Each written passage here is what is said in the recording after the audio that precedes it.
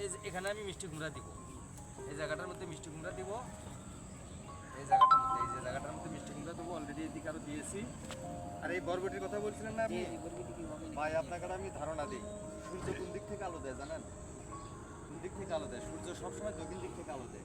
তা আমি এই যে বরবটিটা যে দিছি, এটা কিন্তু ক্ষেতের উত্তর সাইড দিয়ে, বুঝিয়ে না আমার কথা?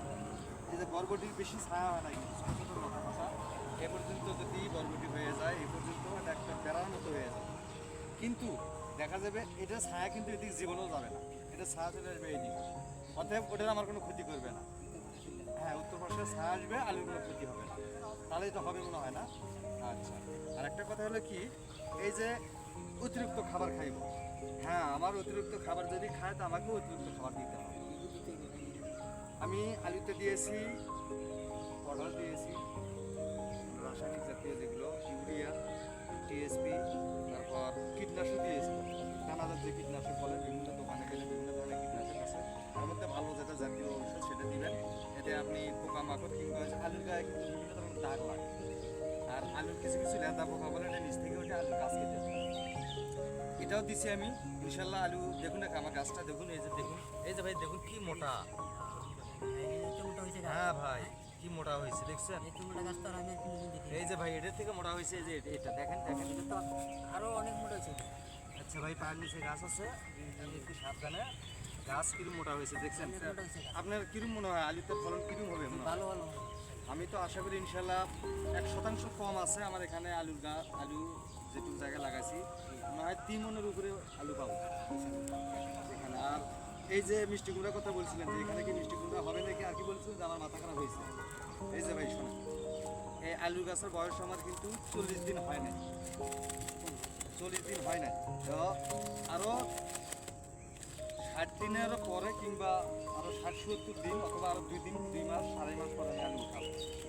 তো এর মধ্যে দেখা যাবে আমার এই মিষ্টি কুমড়াটা এখানে আস্তে আস্তে আস্তে আস্তে বৃদ্ধি পাবে। কারণ এই যে দেখেন আমি যে লাগাইতেছি খুব সফলভাবে না, একে আমি কষ্টের মধ্যে রাখলাম। এই যে দেখেন, এই যে দেখেন, এই যে দেখেন, এই যে মাটি দিয়ে দিচ্ছি না, এই যে দেখেন দেওয়ার পরে আবার যে কুচরি পানা দিচ্ছি ভাই, হ্যাঁ আবার একটা কুচরি পানা কিন্তু আলুর জন্য ভালো কাজ করে।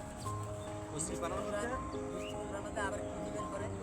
আমি আর কিছু দেবো না, আলুতে যে সার দিছি এই সার দিয়ে ইনশাল্লাহ মিষ্টি কুমড়া আস্তে আস্তে বৃদ্ধি পাবে। কারণ 4 সাইডের বাধা থাকলে বেশি বৃদ্ধি পেতে পারবে না, 4 সাইডে বাধা থাকলেও মানে আলোর বাধা সৃষ্টি করবে, খাদ্যের বাধা সৃষ্টি করবে, বিভিন্ন ধরনের বাধা সৃষ্টি করবে।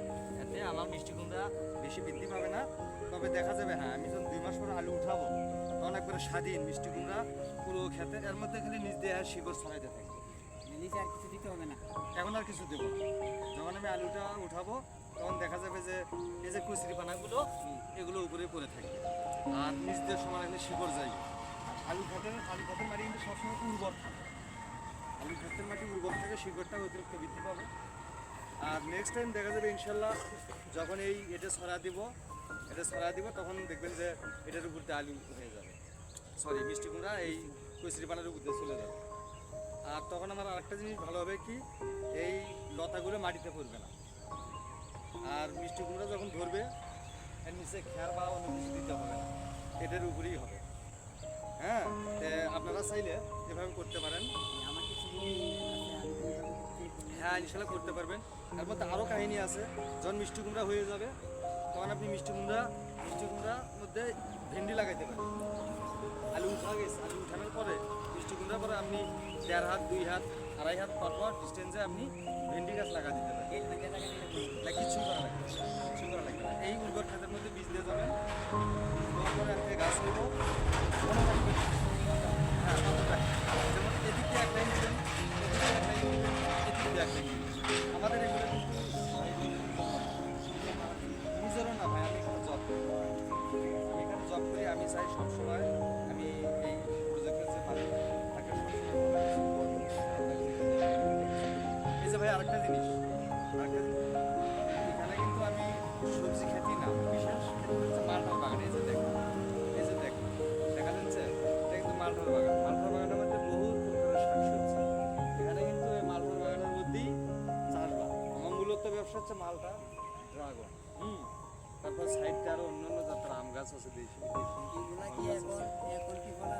হ্যাঁ, এটা 12 মাস। এই যে দেখেন কতটা পাকছে, এদিক প্রায় যায় ফুল লাইতাছে অনেক, হ্যাঁ এটা 12 মাস, এটা তো বহুত মালটা উঠান করছে, অনেক মালটা উঠছে। এই যে আবার কিছু ফুল আইতাছে, আবার কিছু গাছে ছোট রয়েছে, আবার কিছু বড় রয়েছে, কিছু পাকছে, 12 মাসই চলতেই আছে। মালটাটা খুব ভালো, তবে এই যে এখানে কিছু চারা রাখছে, আমি এটা গ্রাফটিং করতেছি এবং আমি চাইতেছি যে সব গ্রাহক ইচ্ছুক এই ধরনের মালটা গাছ লাগাবে, 2টা 4টে 5টা করে আমার সাথে যোগাযোগ করলে আমি দিতে পারবো। কি লাগাইতে পারবো হ্যাঁ ইনশাল্লাহ আপনি নিতে আমার পারবেন। বীজটা চারা নিয়ে হ্যাঁ নিতে পারবেন। আর আপনাকে আমি দেখাবো, আমি যে নিজে, আপনি আগামীকাল আসবেন, আমি আগামীকাল এটা গ্রাফটিং করবো, আপনি নিজে থেকে দেখবেন যে ঠিক একই গাছে সারা ডালা, একই ডালা কেটে নিয়ে এসে আমি গ্রাফটিং করবো। আপনার তো তখন একটা বিশ্বাস হবে যে না মিজান ভাই কথা বলবেন না, এই গাছের ডালা থেকে ফলন করবেন, ঠিক আছে এই গাছই হবে, ইনশাল্লাহ আপনাকে আমি দেবো।